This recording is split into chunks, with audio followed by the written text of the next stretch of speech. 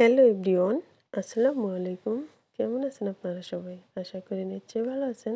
আমি আপনাদের দোয়ায় আলহামদুলিল্লাহ ভালো আছি।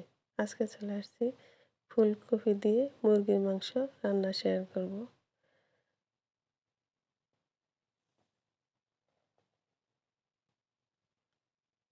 এখানে 1 কেজি মুরগির মাংস নিয়েছি আর একটি ফুলকপি।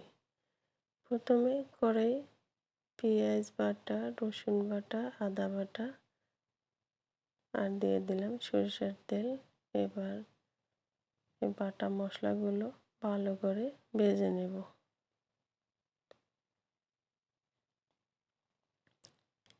ভেজে নেওয়া হয়ে গেলে দিয়ে দিলাম দারুচিনি আর এলাচি।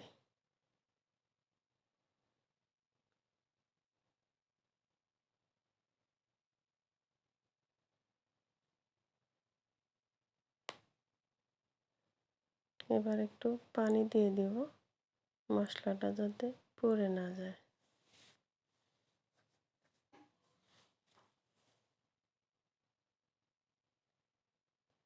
তারপরে 2 চামচ দিয়ে দিলাম হলুদের গুঁড়ো,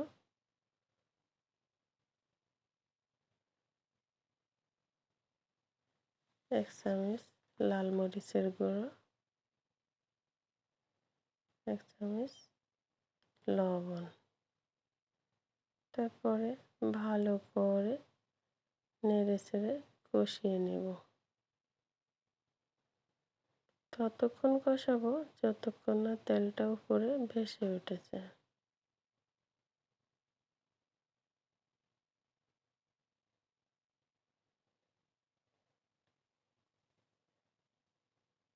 এই তো আমার কষানো হয়ে গেছে। এখন দিয়ে দেব মুরগির মাংস।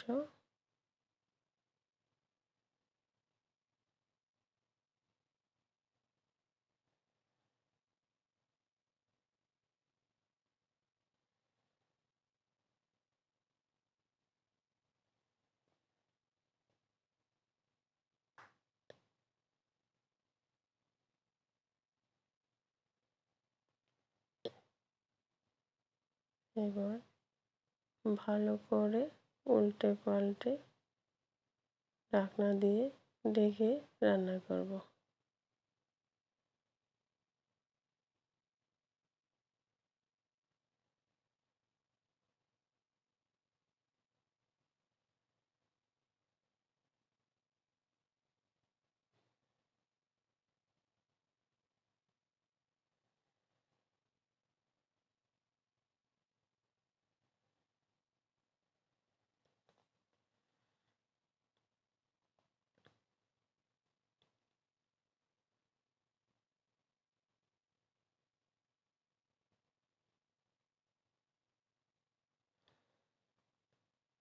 গাছ থেকে 2টা তেজপাতা একদম কাঁচাই দিয়ে দিলাম।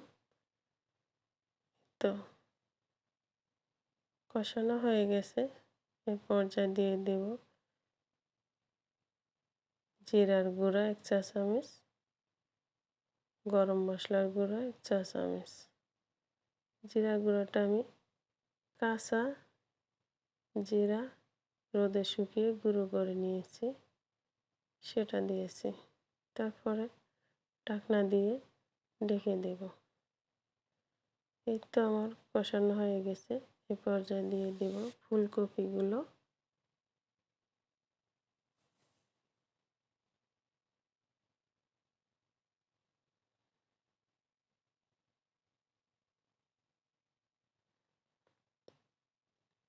এখন মাংসর সাথে ফুলকপিগুলো ভালো করে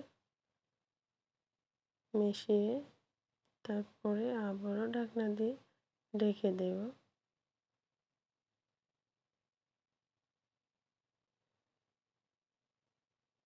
এই তো সিদ্ধ হয়ে গেছে।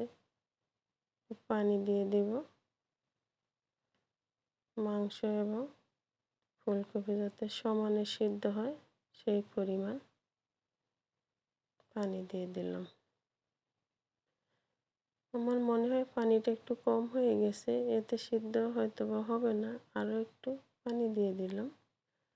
তারপরে ঢাকনা দিয়ে ঢেকে রান্না করে নিলাম। এই তো আমার রান্না প্রায় শেষের দিকে। এ পর্যায়ে দিয়ে দেব ভাজা জিরের গুঁড়ো 1 চা চামচ।